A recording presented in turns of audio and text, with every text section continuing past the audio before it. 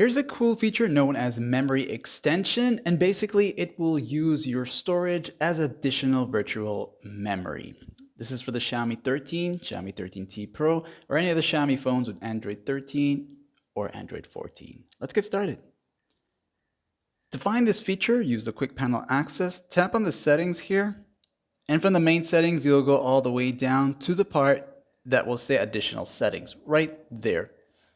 As you enter here, you'll see all these other options, and you'll go down to the special features section, this right here.